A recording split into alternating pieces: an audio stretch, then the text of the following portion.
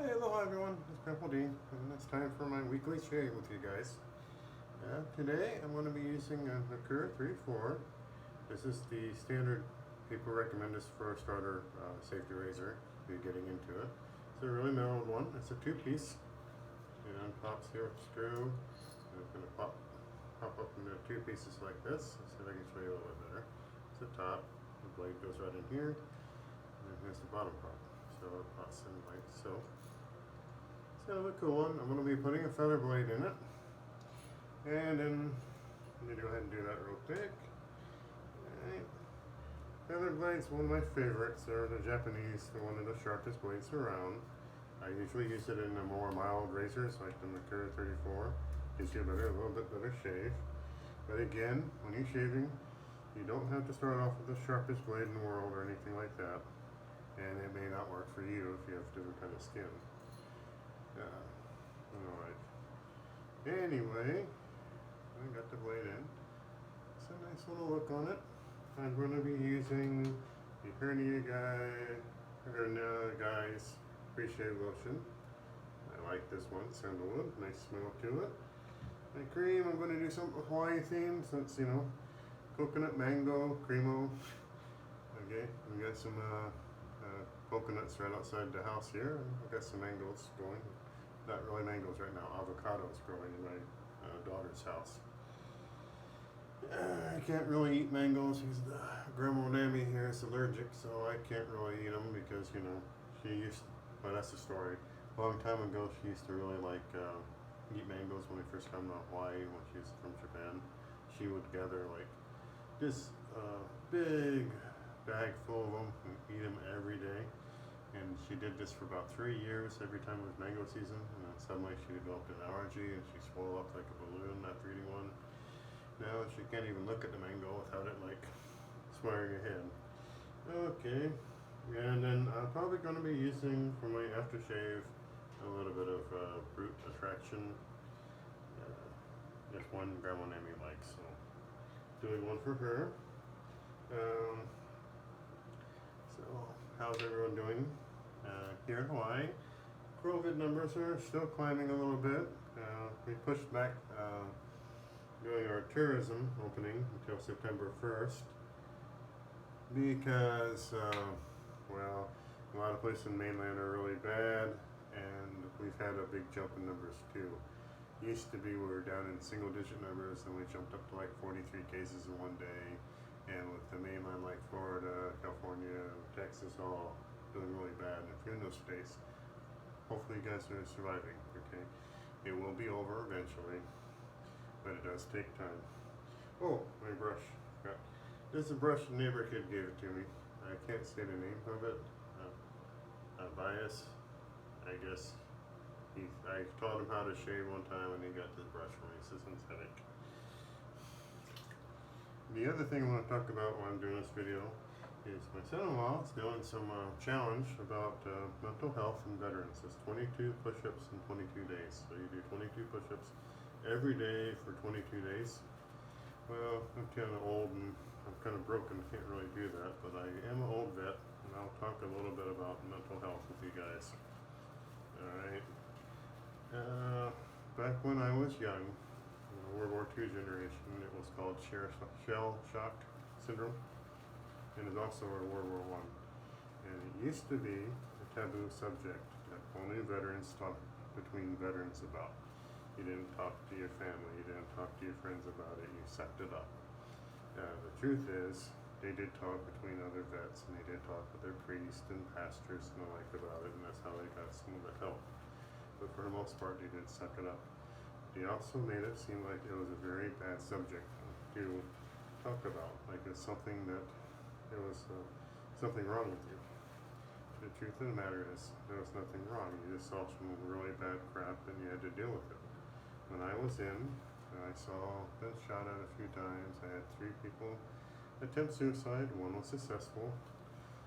So I saw a person die, I saw a couple people die, I saw a kid get his head, well, I didn't see the actual act, but he did something bad in the Philippines, he got killed, they cut his head off and sent it to the base.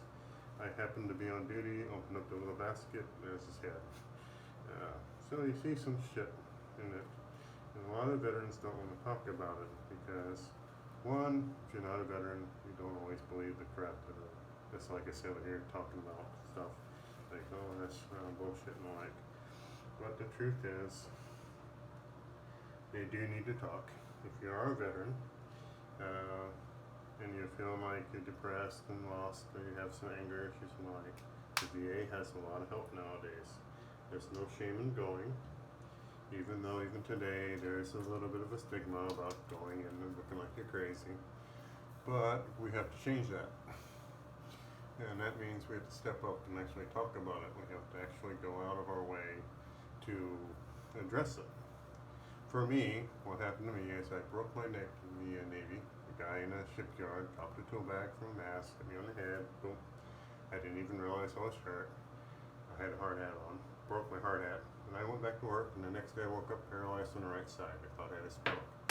Turned out that I've actually broke a couple little, cracked a couple vertebrae, and the pressure was actually pushing on my spinal cord. And I got downsized from the military. And I wasn't happy about it. I went into Navy contracting, but I never went to the VA.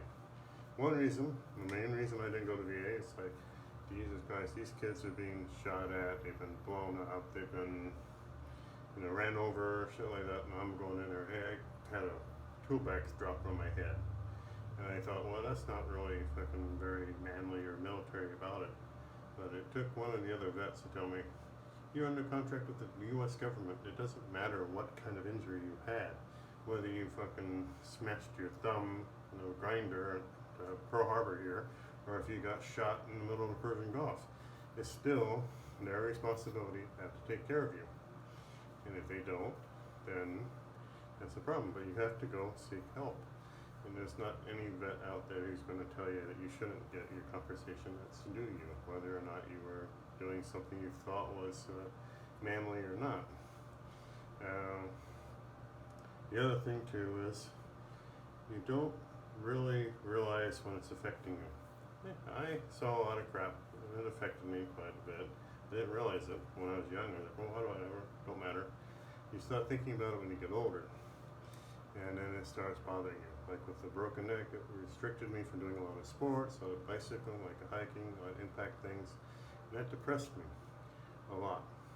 And later, I lost a little bit of my hearing through a chicken pox thing that created some calcium growth in the bones in the ear.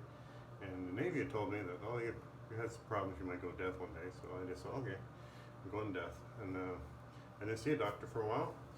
And then my drunk wife, lucky for me, dragged me in to see one, and I found out there was an easy fix. They just removed a part of a bone, both ears, and replaced it with prosthetic. I got about 95% of my hearing back. But during that time, I was a miserable grump.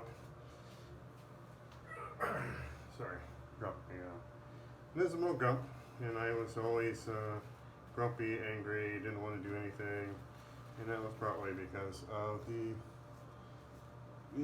injury. So I did go and finally go into the VA. And they gave me my disability, and they hooked me up with a shrink to let me talk about my problems, and it helps greatly. And so what if there's people that you're nuts? 1 out of 4 people in the world are nuts. They suffer from mental illness and the like. If you have a problem, get help. My grandfather used to tell me this one, and this is, if a man's finger is hurt, you're going to see a doctor immediately. But if your mind is hurt, you're going to refuse because you're going to think that you're okay when you're not. So go out and get help if you feel like that. Okay, if you're in a dark place, there's a lot of people you can talk to, other veterans, your family, priests. Don't be afraid to talk. Because this kind of stuff, if you keep it in the dark, will only grow in the dark. You expose it to the light, it dies. You can get the help that you need. But I thought I'd talk about it because my son-in-law was in the Navy too. I'm sure he saw some shit too. He's in the police force now, but he's been doing a lot of that stuff to try to help other vets, and I feel like I should probably support him. So this is me supporting him. Now, the Mercura 34 here, I am very comfortable using because it's a very easy blade to use. To me, it's a bit too mild at times. That's why I use a feather blade in it. You will probably see some blood on my neck.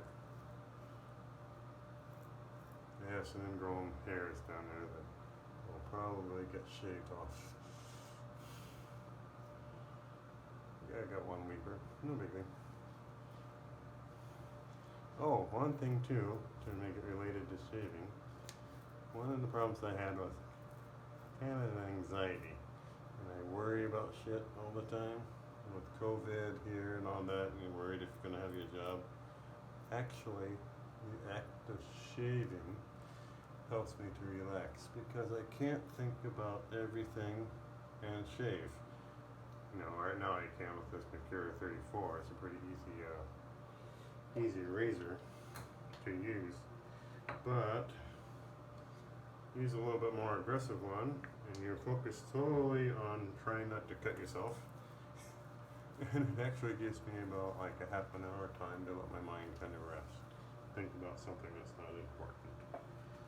So, some people do exercise. I do some shaving videos. Kind of weird, huh? And my son-in-law exercises a lot. I think that's how he deals with a lot of the shit he sees. But anyway, it's a nice first pass too. Second pass here, press the grain a little bit. But yeah. But if you guys know people who have been suffering, always try to bring it to light. Often they won't want to talk to you. When I was in my grumpy ass phase, my depression, if you brought it up, I would fucking lash out and tell you to go to hell if you tried to get me help. Don't stop. That's only the sickness talking. It's not actually the person. That's sickness and fear. I just didn't go across the screen, did I? To be honest, I probably could have got away with this one pass. I like the Mercura 34. Yeah, but they will resist sometimes. The other thing that the World War II generation, like my grandfather did, was dealt with a lot with drink. Not a good way to drink. It kills you in the long term. It's part of the thing that killed him. He had blood problems, blood thinner, and alcohol don't mix so good. And then he had an ulcer from all the worry and stress from work and supporting families and the like. So, but yeah, I follow another thing that my grandfather said too. Take the good stuff from the previous generation and throw away the stuff that don't work. Right? He used to talk about that with racial equality.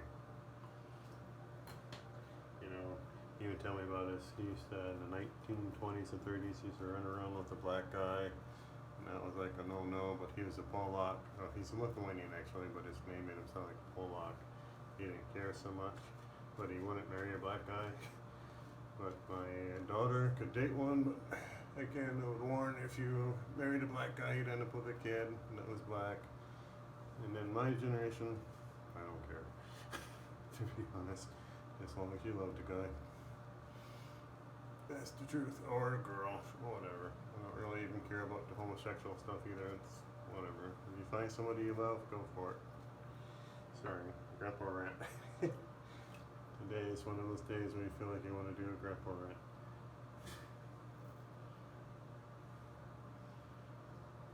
Well, hopefully I don't offend anyone. Sometimes talking about this kind of stuff seems to upset people. But my opinion is you gotta talk about it in order to work it through. If you let it keep it quiet, it's gonna fester. Anyway, as I was saying, Hawaii is looking fairly decent. It's a really hot day today. So this is actually a cold shave I'm doing.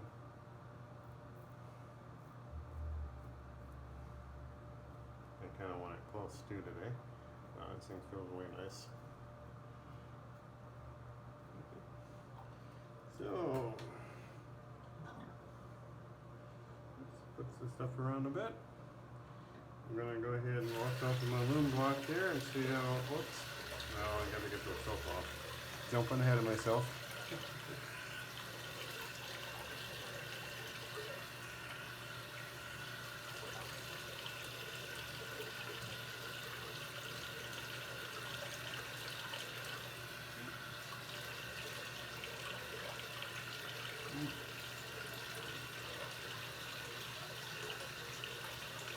Alright. There's the loom block here. You get it a little wet, you rub it around on your face.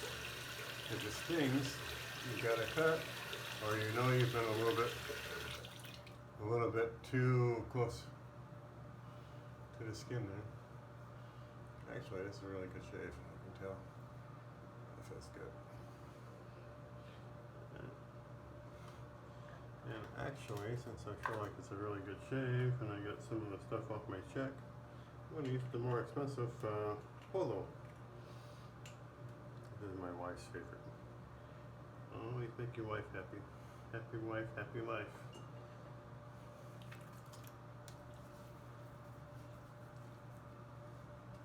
Get some soap in the beard. I'll wipe it off in a little bit. But again, if you feel like you're in a dark place or whatever, seek help. One light will defeat the darkness. It's hard to imagine. When I was really depressed, I never really realized what it was like. I didn't realize I was depressed. It took my wife and my daughter to get me to get help. So when people tell you to do something like, hey, see a doctor, maybe you should, even if you're okay, just to make sure, okay? Nothing wrong with seeing a doctor anyway, even if you're healthy. Sometimes you can let something off your chest that's bothering you. Alright, anyway, take care everyone. Good luck, stay safe, okay? Grandpa D until next week.